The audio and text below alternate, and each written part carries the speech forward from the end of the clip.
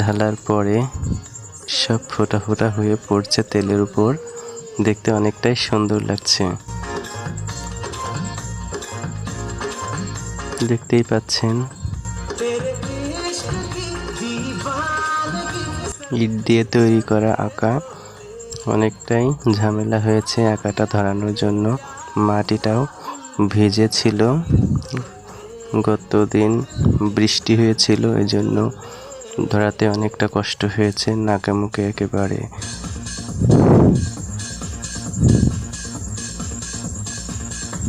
দেখতে পাচ্ছেন ভাজা হয়ে গেছে, একবার তোলাও হয়ে গেল, এরপর আবার ঢেলে দেওয়া হয়েছে।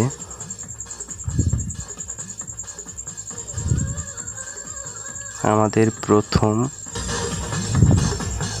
ছোট ছোট বাচ্চাদের নিয়ে আমরা ছোট্ট একটা পিকনিকের আয়োজন করেছি। সবাই অবশ্য অনেক আনন্দিত। এই যে 2 কালারের, অনেকটা সুন্দর লাগছে দেখতে। এবার চিনির শিরা করে ফেললাম। এবার চিনির শিরার উপরে একটু নাড়াচাড়া করব। নাড়াচাড়া করলেই চিনির শিরা তার সাথে মিশে যাবে। মিশে গেলেই তাতে অনেকটা নরম সফট হয়ে যাবে। দেখতে অনেকটা সুন্দর লাগছে। অনেকজন দেখে বলেছে ভালোই লাগছে। এখন আমরা লাস্ট পর্যায়ে খেয়ে বলবো কেমন হয়েছে। আসলে অনেকটা স্বাদ হয়েছে।